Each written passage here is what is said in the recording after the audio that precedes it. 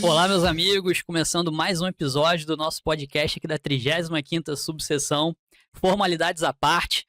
Estamos aqui hoje recebendo alguém muito especial, o Dr. Luiz Augusto Guimarães, presidente da subseção da OAB de Piraí e Pinheiral. Então, doutor, um prazer enorme receber você aqui.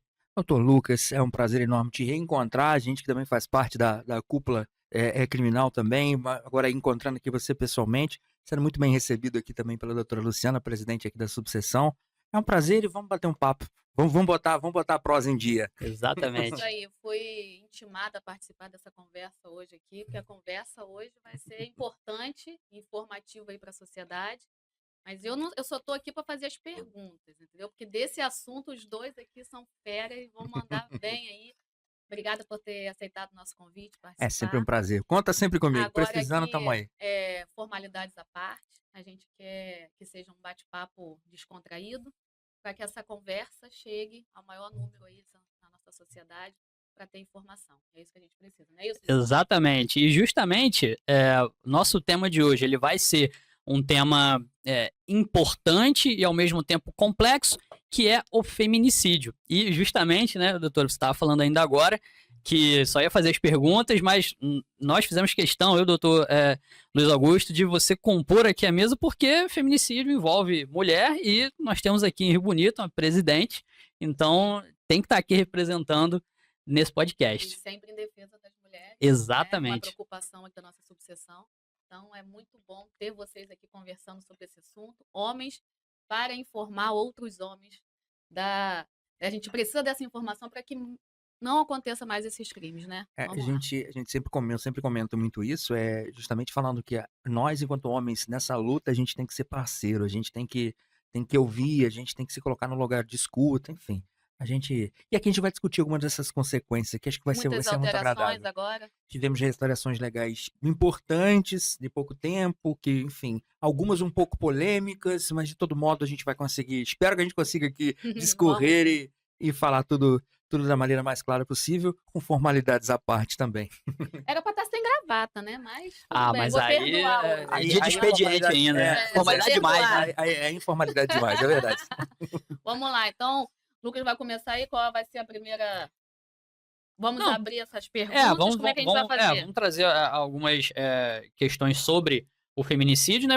Basicamente explicando, né, a questão do feminicídio, que ele basicamente é um crime de homicídio, né, cometido quando a mulher ela é vítima, e o objetivo dessa lei, de todas essas leis, Lei Maria da Penha, etc., é justamente trazer uma proteção maior para a mulher. Que aí, infelizmente, hoje nós temos taxas de violência contra a mulher que estão alarmantes, e vem essas leis para tentar coibir ou diminuir, de certa forma, muito embora não seja a melhor forma, não é isso, doutor?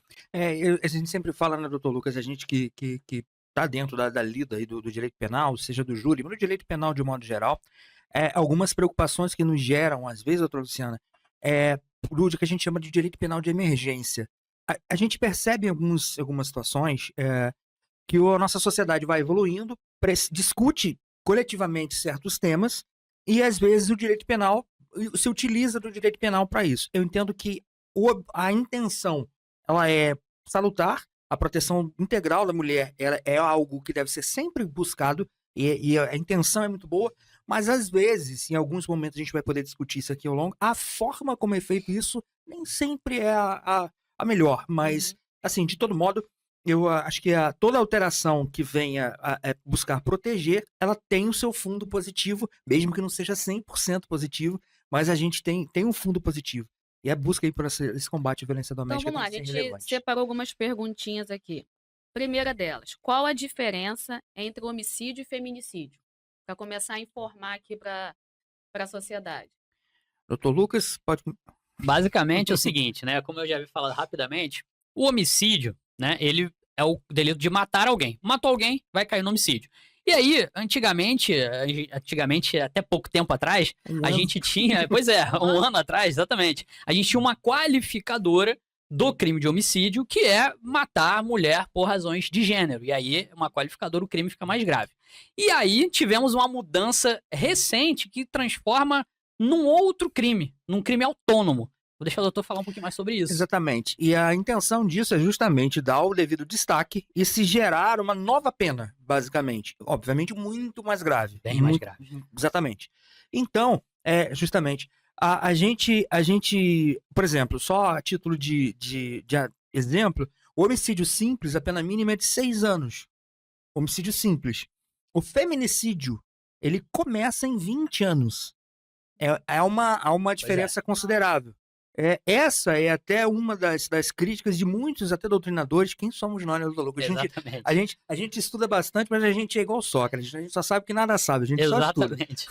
Mas a gente observa que na prática, essa é uma das críticas que às vezes são feitas. Não significa dizer que estamos desvalorizando a vida da mulher de jeito nenhum. Óbvio. Mas que há uma discrepância. Enorme. Exato. E tem uns princípios básicos do direito penal, da proporcionalidade da pena, da legalidade. Certas situações que nem sempre, por conta do que eu acabei de citar, essa questão do direito penal de emergência, atender a clamores populares de modo geral, isso às vezes vem ao encontro desse anseio popular e às vezes alguns princípios nem sempre são tão respeitados. O fato de existir o crime autônomo, minha opinião, como se valesse alguma coisa. Claro que vale. Eu entendo que é positivo, mas talvez pudéssemos discutir um pouco mais com relação a certas questões de proporcionalidade, enfim, eu entendo que deve-se haver até uma pena um pouco mais grave, uma pena mais grave realmente, até porque se trouxermos algumas situações, nós temos o histórico de violência doméstica contra a mulher. Você precisa da isonomia material, né? Assim, você trata os iguais, os desiguais, aquela coisa básica que a gente aprende, né? Bem no início da faculdade.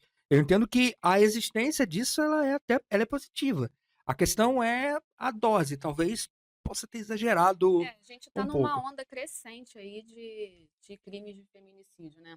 A gente tem visto isso acontecer muito, a gente tem, a OAB inclusive atua de forma contínua aqui, ajudando, né, no combate, né, e na informação.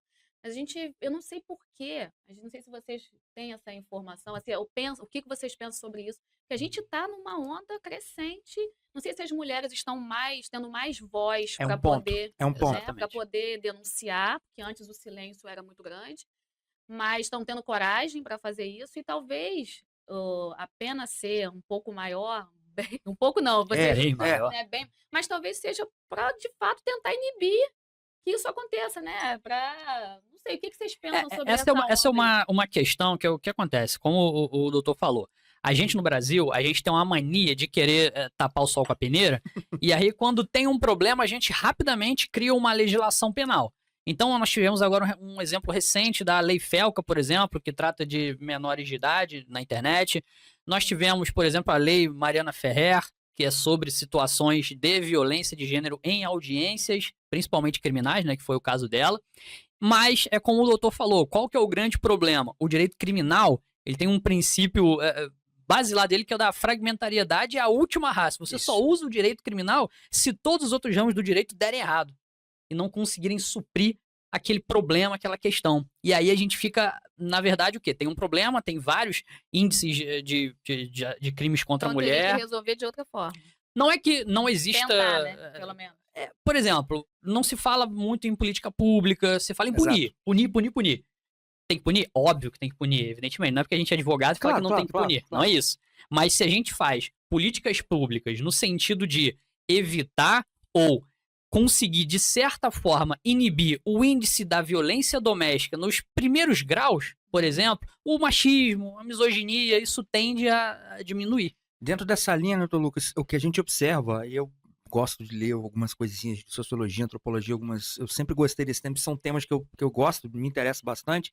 O que a gente observa é que o fenômeno da criação da lei, às vezes, ele passa à frente da evolução da sociedade. E a consequência disso gera um gap, um intervalo, e que isso nem sempre é muito salutar. Você quer ver? A gente pode trazer isso até para outra área. Vamos voltar aí à época que o nosso Estatuto da Criança e Adolescente foi promulgado. Qual era o pensamento da sociedade de modo geral com relação à criança e adolescente. Aquela proteção integral, tudo que vem dentro do ECA, aquilo era um ET para a época. Aquilo era um ET. Hoje em dia é que a gente começa a ver. O ECA é de 92. Gente, eu sou mais velho que o ECA, eu tô ficando velho. Eu sou mais novo, deixar claro aqui. Então a gente observa, às vezes, que se tenta, com a lei, puxar uma transformação social, o que na prática gera esse gap e aí gera essas discussões, algumas distorções. O mais adequado que a gente observa em sociedades e democracias, de modo geral, um pouco mais evoluídas, é quando as coisas caminham um pouco mais parelhas. Porque senão a gente gera algumas distorções, como a gente acabou de citar aqui, um tempo de pena aparentemente assim, discrepante. Poderíamos discutir, por exemplo, uma equiparação, talvez, do crime de homicídio, ou uma elevação, uma diferença menor. Enfim, tem outra discussão também que a gente sempre faz dentro do direito penal, que penas muito duras não necessariamente geram redução de crimes. Tem uma série de discussões em torno disso aí. Mas, de todo modo, a política pública através do direito penal é um problema, né? Pois é, doutor Lucas? exatamente. Isso aí não é o caminho, né? Não é o caminho. E basicamente, né, só pra gente até esclarecer e falar especificamente sobre o feminicídio, é bom deixar claro que não é simplesmente quando a vítima, né, for uma mulher, né? Teoricamente, a lei ela coloca alguns requisitos para que de fato seja caracterizado o feminicídio, que é especificamente que tem que ser. Considera-se que há razões de condição de sexo feminino quando o crime envolve violência doméstica e menosprezo ou discriminação na condição de mulher. Então tem que haver esse liame na vontade do agente. Quando pratica o homicídio, não é simplesmente uma mulher passando na rua, vou lá e mato ela. Isso não é um feminicídio, isso é um homicídio. Entende? Uma pergunta quanto a isso. Como que é feita essa investigação dos crimes de homicídio? Então, você quer saber como que é feito ou como deveria ser feito? Como deveria. Então, Tem uma diferença, né? a gente observa. Então, a gente que vamos está falar na da lida, diferença. a gente observa. Como deveria ser feito? Deveria-se haver uma apuração adequada, porque a intenção do feminicídio que se dá em razões do sexo feminino, isso é como há quando o homem ele tenta subjugar a mulher por ela ser mulher. É esse detalhe, que não é um detalhe, é essa questão que a lei do feminicídio, o crime específico, e antes, a qualificadora agora, o crime autônomo, pretende punir, né, de maneira tão diferenciada. É justamente a intenção de se diminuir a existência, a relevância daquele ser humano por ela ser mulher. É esse que deve ser o objetivo. É isso que visa punir. Por isso que a gente citou, e aí eu falei agora há pouco aqui, que eu entendo que a existência de um crime autônomo não é exatamente negativa, de uma qualificadora, enfim, de uma proteção, de uma punição especial para uma situação como essa. Eu pessoalmente não entendo ser algo negativo, né? As críticas que fazemos são outras. Essa não. Justamente por causa nós vivemos num país historicamente muito machista. Muito machista. Então, isso traz consequências para o direito penal, para a sociedade, para todo lugar. E aí a gente precisa frear esse comportamento porque é altamente nocivo. Nós já estamos no E agora as mulheres, de fato, estão tendo voz e estão avançando aí, né? Em posições de liderança, em cargos. Temos um belíssimo exemplo aqui, temos na nossa seccional do Rio, enfim. Isso é fundamental. Isso é fundamental. A mulher está ocupando um espaço que ela sempre deveria ter ocupado, né? E aí nós, homens, também, nesse sentido, a gente precisa, acima de tudo, respeitar, não fala aceitar. A gente não tem que aceitar. Você fala que aceitar como se a gente se houvesse um conflito. Não tem que haver conflito. Não tem que haver conflito, né? A mulher está no lugar que ela sempre deveria ter estado, né? E por um comportamento nocivo, não pode estar até então, né? Enfim. E aí, falando agora da investigação, vamos passar para quais provas costumam ser mais relevantes em casos de feminicídio?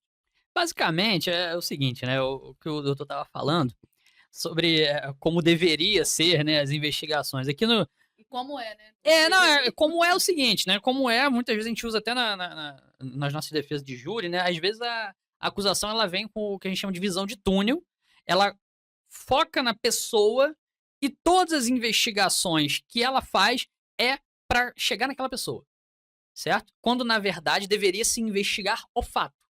para então chegar numa conclusão.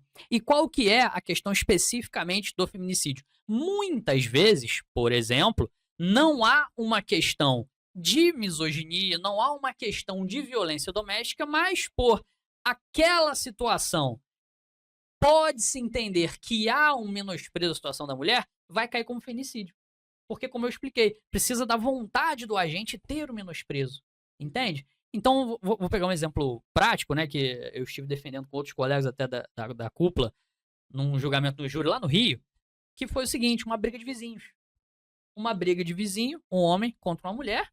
Infelizmente, ele acabou tirando a vida dela. E a nossa defesa não foi no sentido de absolvê-lo, não foi, isso é muito importante, que nem sempre a gente faz a defesa para inocentar, não, mas para que ele seja punido dentro da lei. E a lei, uma briga de vizinho, onde que isso vai encaixar em uma violência doméstica ou menosprezo à condição de mulher?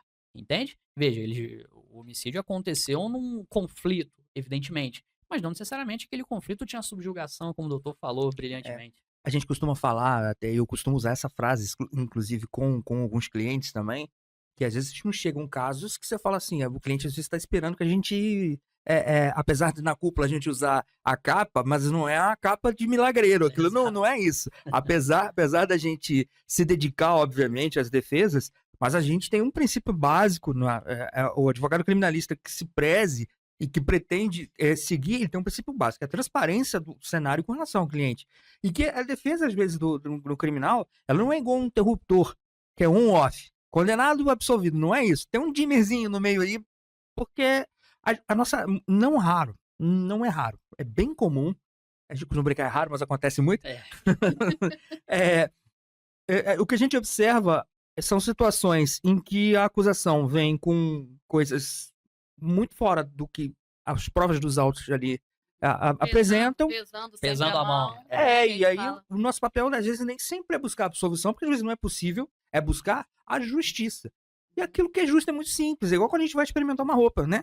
Aquilo que é folgado demais, tá sambando. E aquilo que tá apertado demais também é desconfortável. O justo não, você vestiu, ficou elegante, ficou tudo certo, né? Então, assim, o nosso papel muito é sempre buscar essa devida modulação à luz da lei. É essa normalmente o nosso papel. E a gente observa situações como o Dr. Lucas citou aqui, e tem uma questão também.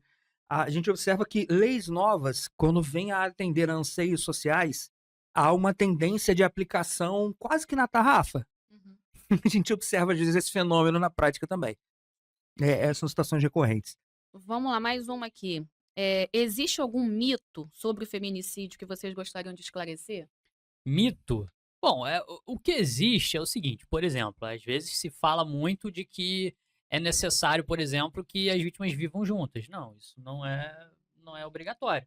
Entende? Pode ser, por exemplo, pessoas que tiveram um relacionamento anterior, que esse relacionamento acabou, e mesmo assim, quando há um episódio de violência, vai cair, por exemplo, na Lei Maria da Penha e, consequentemente, se aquilo se potencializar um feminicídio. Então, esse acho que é um mito aí que as pessoas acham, não precisa viver junto. Exato. Outro mito que a gente acabou comentando também é porque não é toda mulher, não é porque uma mulher foi morta ou atentou contra a vida dela, seja se consumando ou só na modalidade tentada, não é porque uma mulher foi vítima de uma violência nesse sentido que necessariamente é feminicídio. Acho que são as duas das principais questões que a gente observa realmente.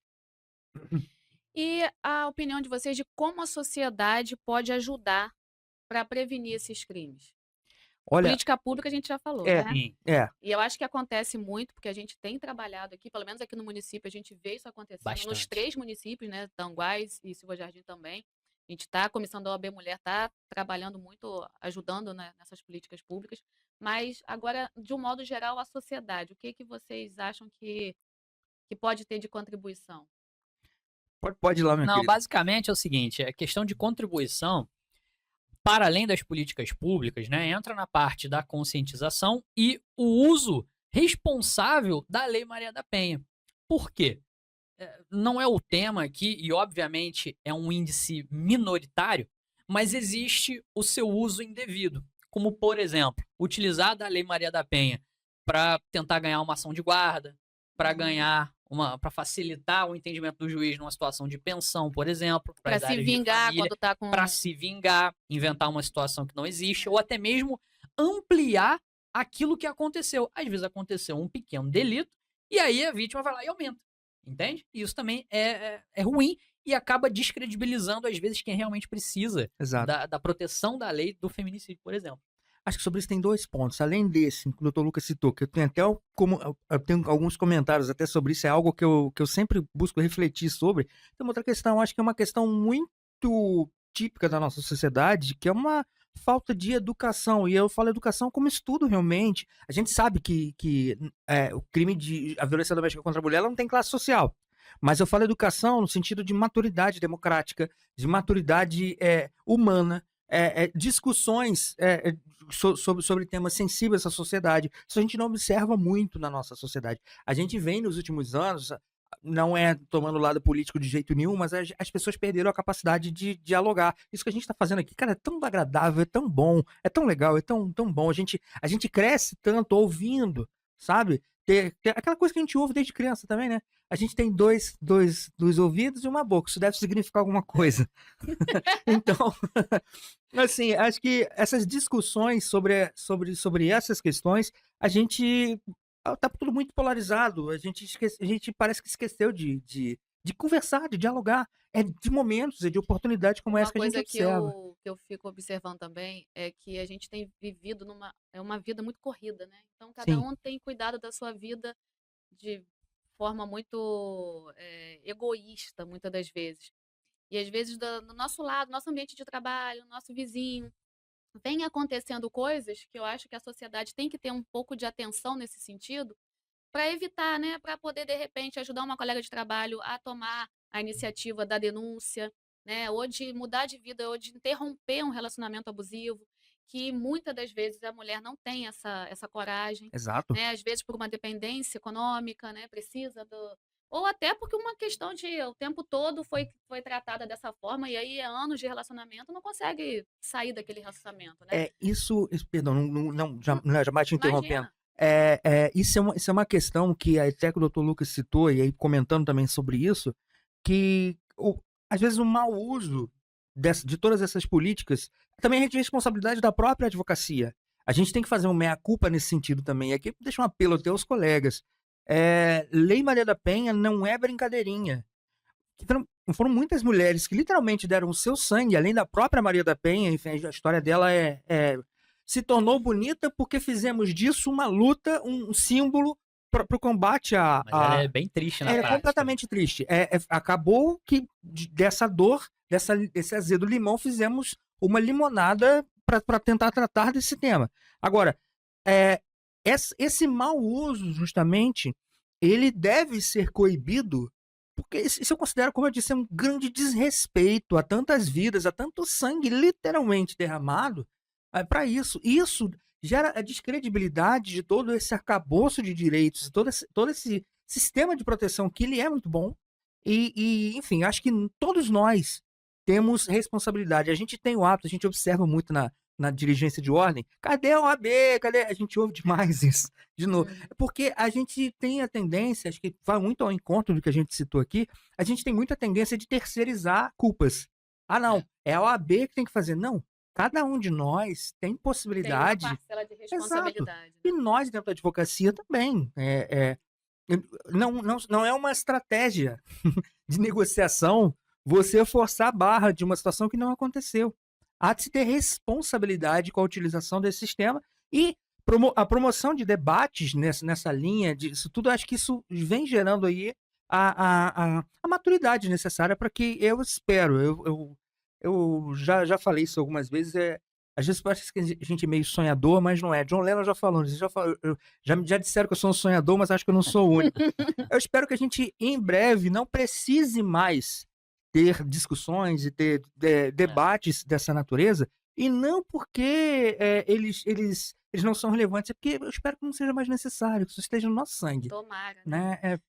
Isso é papel do homem Tomara, também. é. Com E certeza. uma coisa que eu fico ainda, pensativa, a gente está como advogado, né, e muitas das vezes a gente está ali, eh, sentindo a dor daquela vítima, e aí ela põe na gente uma confiança no sentido de que, no Estado, enfim, na liminar de medida Sim, protetiva, ainda assim dá um conforto né, que a gente, Entre aspas, né? entre aspas, mas eu sempre falo isso para as mulheres em todos os eventos. A gente ainda assim precisa se proteger, porque não é uma liminar que Não, vai te proteger. não. Não é aquele papel, não é aquela decisão que vai garantir que o agressor obedeça. Até porque, como você mesmo falou, é só um pedaço de papel, né? Então, se o cara quiser praticar, ele vai praticar. Então, que fique esse recado para as mulheres, que a gente não pode, de maneira alguma. Não estou dizendo que seja ineficaz, não é isso. E Não, muitas até que das não. vezes é A gente eficaz. observa um índice bom de Mas de ainda eficácia assim, a até. gente Sim. precisa se proteger. É, Não e na dá. dúvida, busque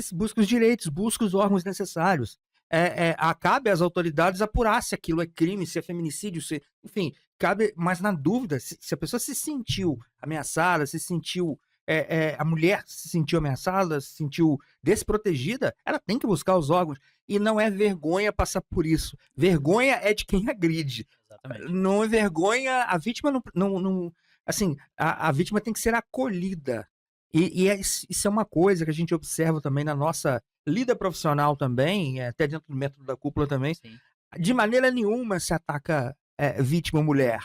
De jeito nenhum. Defender quem está sendo acusado de praticar certos crimes não significa apoiar as atitudes deles. Tem uma diferença gigante de uma forma coisa para outra, né? Então, E sobre isso, também quero deixar claro, até mesmo para mulher que está assistindo, que passa por isso, muitas vezes foi até falado aqui que tem vergonha, que tem o receio. A advocacia também ela tá aí para isso, tá? O serviço do advogado, ele serve tanto para defesa do exato. acusado quanto para defesa da vítima, né? A gente pode entrar no processo como assistente de acusação e justamente fazer o processo andar para que aquela pessoa seja responsabilizada. E isso até pode entrar numa das coisas que as pessoas não sabem muito, porque muito se fala, tem que procurar delegacia, tem que procurar órgão público. Às vezes você se depara com um órgão público com pessoas que você conhece, ainda mais aqui em Rio Bonito, por exemplo, né, que de Piraí também, cidade pequena. Às vezes você vai lá no órgão público, tem alguém que você conhece, tem um vizinho, e como é que Muito você vai se comum, expor muito comum. daquele jeito, né? Então, às vezes é até interessante procurar um advogado, porque o advogado tem os meios legais de trazer aquela informação direto para a autoridade competente e ela investigar e Exato. tocar o barco. Exato. Assim, a gente observa essa possibilidade. Na busca, a gente é muito sério, a gente busca ser muito sério. A defensoria faz esse papel também, até por lei. A assistência qualificada, né para vítima também de violência doméstica. Enfim, o que a gente precisa e o que a gente sempre discute, e eu tenho muita tranquilidade até de falar sobre isso, lá na subseção de Piraí, a primeira comissão da AB Mulher foi dentro da nossa gestão, apesar de ser uma subseção antiga, enfim. Nossa presidente é muito atuante também lá na região, enfim. E aí, mais um abraço para a doutora Sueli Natalini. Aí a gente observa que a gente tem muito, muito cuidado com isso. Até quando está atuando na assistência de acusação, também não é para se prometer mundos e fundos, não Com é isso. certeza. É para se buscar o que é justo. Mais uma vez, o que é justo é que não é folgado, nem apertado, enfim. Exatamente. Então, já estamos aí.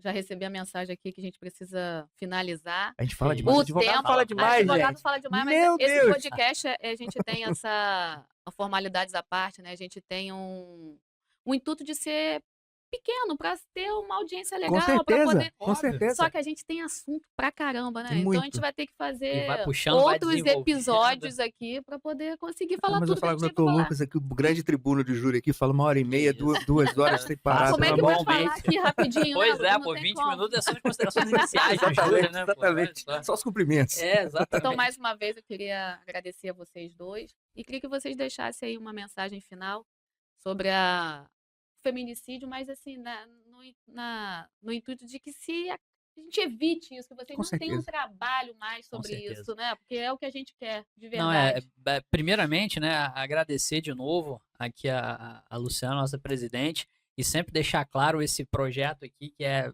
pioneiríssimo no nosso estado, então eu gosto É sempre de verdade, frisar é isso. verdade. E sobre o nosso tema do feminicídio, é basicamente o seguinte: respeitem a mulher, né? Façam, não leve o que nós aprendemos com a história para frente, ensine seus filhos a respeitar, para que a nossa sociedade consiga evoluir e deixe isso para trás. Mas, obviamente, quando acontecer, vai ter um advogado, seja para a vítima, para orientá-la, seja para o acusado, para responder dentro dos limites da lei. Exatamente. E nessa linha também, há de ser muita formalidade, mas, Luciana, minha querida, é um prazer enorme estar aqui. É importante e é muito emblemático e simbólico a gente tratar desse tema aqui na sua presença, uma liderança dentro de ordem, uma mulher forte, uma mulher... a sua liderança ultrapassa as fronteiras aqui da subseção, a gente observa isso, a sua qualidade dentro da gestão, enfim, e isso é o exemplo. Luciana tem que ser o exemplo para muitas mulheres, ela tem que ser o espelho justamente para muitas mulheres. E assim, um recado, Lucas, eu vou até, dentro da sua linha, deixar até para nós homens, para de ser covarde, pelo amor de Deus. Mas que Isso baixa autoestima é essa, que precisa diminuir a mulher para se sentir alguma coisa? O que é isso? Vai buscar terapia, vai fazer outra coisa, pelo amor de Deus. Não é por aí, não é por aí o caminho. A mulher, ela no sentido biológico, ela é a origem da vida, pelo amor de Deus, pelo amor de Deus. Vamos respeitar, respeito acima de tudo. Então, pessoal, é isso. Obrigado aí pela sua audiência.